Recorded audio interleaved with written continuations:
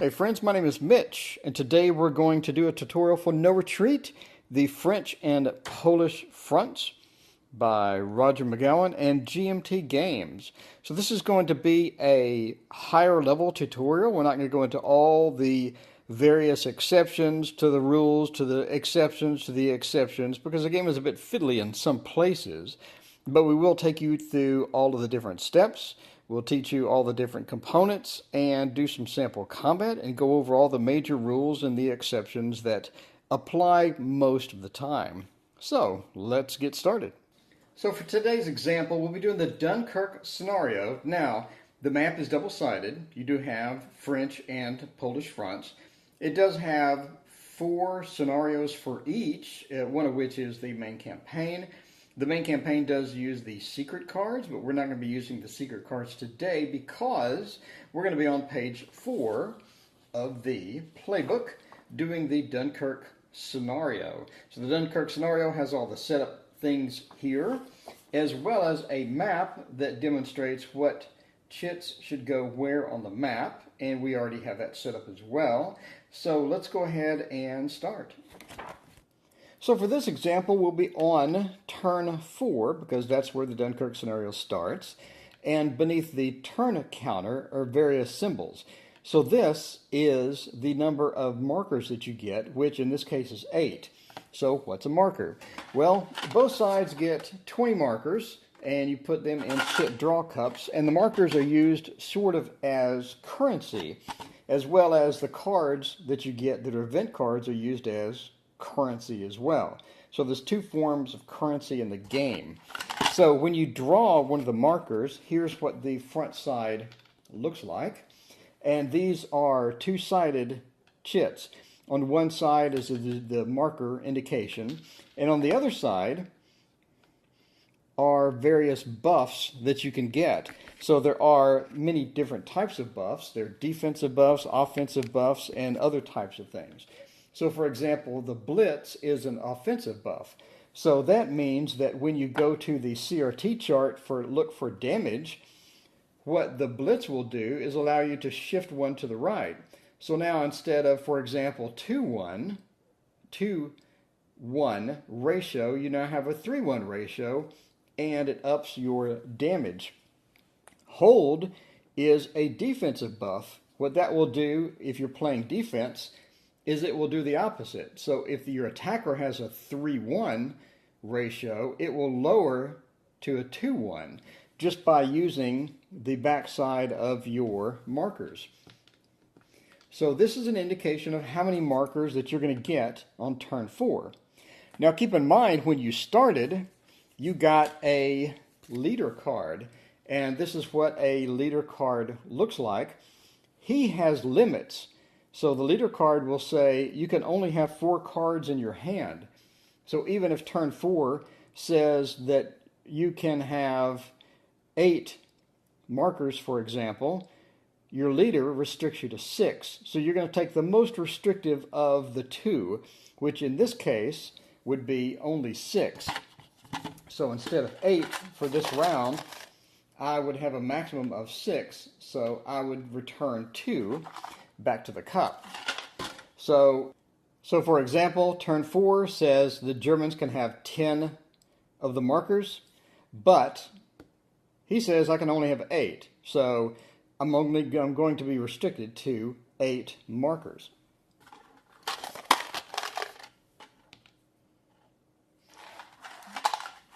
And there's my 8. So what can we do with the markers? Well, again, you can flip them over and use them as offensive or defensive buffs, or use whatever's on the back, or you can use them to play an event card. So when you start the game, you'll have event cards. You normally will draw 4, but this says you can have a maximum of 6. So for this example, let's say we have 1, 2, 3, 4 cards. So these are held sort of like a poker hand, and these will give you a variety of different buffs, which are really cool. For example, here's one that says, play during the commitment step, double the strength of your panzer units if all the enemies are infantry units. So obviously this is going to be a big deal. So in order to use this, you'll see the variety of symbols up here. What do those mean? That means that I'm have to spend one of my chits in order to activate it. That's what that means. Sometimes you have one or two chits or whatever. So obviously you want to flip this over. I don't want to use Blitz because that's an offensive buff. So I'm going to sort of filter through. I don't need a hold. I don't need a Blitzkrieg, for example. So I'm going to filter through and try to find one that I can do without. So here's one I could probably do without. I want to hang on to the Blitz. So I'm going to spend this particular marker in order to play this card. So that's what the first symbol means. The second symbol is when during your turn that you can actually play the card. So in this particular card's case, we have two symbols. We have a W with a slash across it and a target symbol. So you look at the reference chart for the event card icons, and basically the W says play is only valid if Wagon Leader is not in command, which means that if Wagon was in command, then this card could not be played. It also means the target symbol, play is valid only in combat phase, because you see the event cards can only be played at certain times of the game. You want to sort of time it and use some strategy as to when you want to lay this down, but it can only be done during the combat phase. So if you wanted to do this at any other time, you could not do it. Now note there are two sections of the card. The top section is for the Germans, obviously, because of the German symbol. The bottom section is going to be for the French. So you'll notice the French section has red. That means you must play the card immediately. So you'll notice there's no requirements here. In other words, I don't have to spend any of my chits, any of my markers. I don't have to spend any to play it. And there's no time restrictions. In other words, I can't play it on combat or in the setup phase or in the preparation phase or whatever. So there's no requirements at all. Instead, the red means I must play it immediately, which obviously it says that. If any Allied unit has been evacuated, put all Belgian units in the surrendered box. So that's going to take effect immediately. So when you pull it, the minute you draw it, you have to play that. So you also notice this other symbol up here. So you remember I said that there's two forms of currency, right? There is the currency of the chits, and there's also the currency of a card. So obviously the currency of the chits is to play the card or play a special effect. But the cards also have a use. These cards, once you finish playing them, go into your discard pile. And now you can use these to do special things. So for example, I could use one discarded finished card, and I could move a unit from the map, for example, to my reserve pile. So if I wanted to go from the map to my reserve pile, then I could do that. Or I could move a unit from destroyed units, flip it over from its full powered side to its weaker side,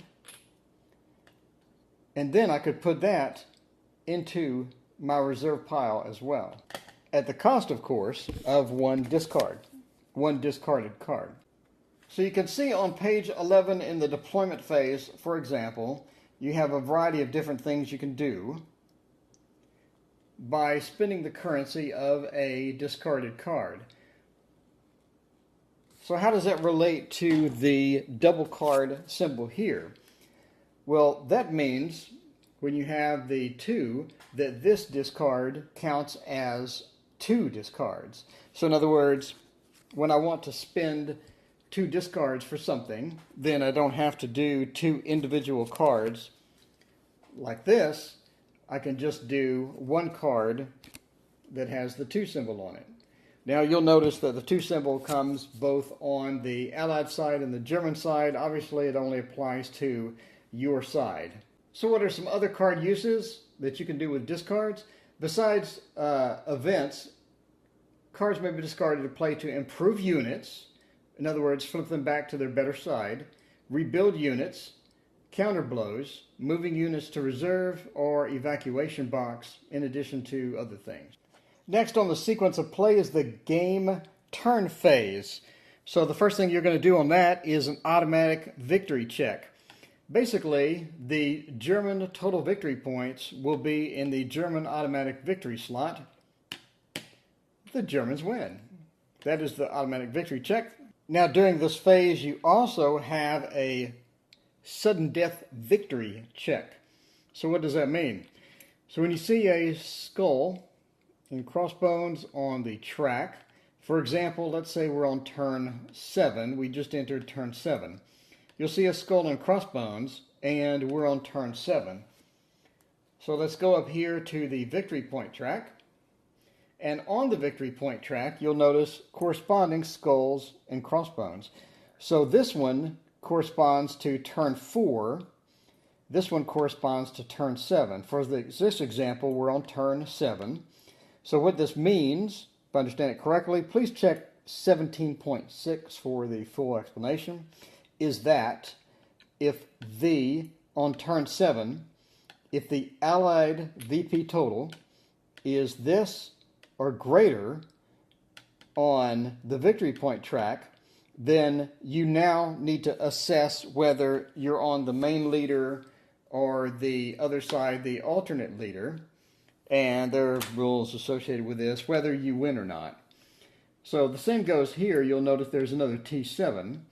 So what if, for example, the Germans have greater than 10 on turn 7, then you would repeat that process. So basically you could have an instant win, or what they call sudden death victory, but you need to reference the manual, check what side the leader card is on, etc. Now in the main campaign there are secret plan cards, and the plan cards basically have goals for you. So the plan cards have, for example, control at least 6 cities in Belgium and Holland. You'll see this in many games to where they'll have hidden goals. So you'll have goals that you need to accomplish, and if you get them, then you'll get more victory points, basically. And that's what these chits are for. Basically, you flip them over. It says, I accomplished plan A, and then you would put that down. Check section 20.3 for full examples and rules. Now you'll notice this box called the British Stance Threshold. This track is used to indicate the political military mood of the Great Britain in this war. So if the total VP marker, and you'll notice this is Ally, if the total VP marker is higher than the stance threshold box, in other words, it's up here or greater, then we move the stance marker 1 slot down, and you'll notice that affects victory points as well. So if the total VP marker is lower than the stance threshold, so this is 8, so let's say the total VP marker was at 7, then the stance would not move at all. And that goes the same with if it's actually in the box, then the stance would not move. So the only time it moves is to the left, and that is when it's greater than that box. Now keep in mind there are also cards that you draw that will affect this as well. So keep an eye out for those. So now let's get to the meat of the game, which is the strategic phase. So during the strategic phase, you're going to draw 4 cards. So 1, 2, 3, 4. So here are my 4 cards that I drew. And then we're just going to kind of hang on to them. Now, as you draw this particular card with the red, you need to play it immediately. Now, again, notice the color of my leader card matches the bottom section of the card, so I know that those match. So I also have 5 combat markers. And if you look at the turn track, you'll see that I get 8 markers. So I get 8 markers, but unfortunately I'm restricted to 7 markers. So I only get 7. So we draw from the cup, which only has 20 to choose from, and we get 2, 4, 5, 6, and 7 markers to choose from. Now again, we can play these markers during the combat phase and do some cool stuff with them, or we could activate our cards. So again, I get 4 cards. So I know you're asking, you have 4 cards, but it says you're limited to 5 cards. What does that mean? Well, that means I can't exceed 5 cards, but for the purpose of the strategic phase, I just get 4. So we're going to play this one immediately. You must play this card upon drawing it. If any Allied unit has been evacuated, which is at the map, put all Belgian units in the surrendered box, so that doesn't apply. So we play that, and that doesn't apply. So what else do we have? It looks like we have a double discard, which is always great. We have another double discard. So this one does not cost any markers to play, but this one, that does cost 2 markers. So Halt Hitler's not really going to apply. Surrender is not really going to apply, so I can use these 2 to pay for this. Play anytime starting turn 6, which you'll see the 6 on here. That means turn 6. Flip your leader card to its wagon side or score a combat VP marker. Now you notice we already have a combat VP marker. That would give us 2, which is great. And we have 2 defensive markers, 2 hold markers. So that's also good. So that's the strategic phase, part 1. So now that we have our 4 cards, obviously you're going to play this one upon drawing it. Then once you play that, if it's applicable, now you have a choice. We have 3 more cards. You notice this one has a cost of 2 of these. So you're going to be able to spend 2 of these, as well as it has a play any time. You can play the ones that must be playable during the strategic phase, but you can, of course, play the ones that say play any time at any time. So, again, play any time starting turn 6. It's turn 4, so we can't do this, so we'll hang on to this for now. This one is play any time. Remove two no-action markers, or re-roll a combat die roll. That's going to be handy. Definitely going to play this during combat. And, of course, we need to save up a marker in order to play it. And this one here has a W. Let me look at what W means real quick. W means play starting on turn number. Play in the movement phase. Okay, so we play this in the movement phase. So again, we're going to hang on to this until the movement phase. But if any cards were playable in strategic phase, we would play that now. So you'll notice we have 2 double discards, which is nice. So if we want to do anything with discards, then we can have a total of 4 discards to spend at the end, which is great. So if we were German, and you look over here, we have play during combat, and then some of these are play any time as well. So these 2 do not have a cost associated with them, but this one does. And we have 2 that we can play any time, and 3 that we can play during the combat phase. So put in your hand a just played card, play at the end of your combat phase, play during any commitment step, play any time. So some of these have sort of conflicting things. You can play at any time, which you can also play during the commitment steps. Some of this is kind of confusing. Play during any battle sequence, etc. So that's kind of a look at the cards that we currently have, and we're going to hang on to these for now. So next comes the organization phase. So part A of the organization phase is to improve units. So you'll notice each unit has 2 sides, like most games. You'll have a full side, which is 3 attack, 3 movement. And then you have a reduced side, which is 2 attack, 3 movement. So if a unit is on the weakened side, which is this, then you can use 2 discards to flip it to its better side. And there's 2 places you can do this. You can do this on the map or in your reserve pile. So if I have a unit in my reserve pile, let's grab a unit. So let's say this unit is in my reserve pile off to the side, and he is on a weakened side. I can do 2 discards and flip him to the better side. As well as on the map, I'm having an issue, I'm about to get attacked.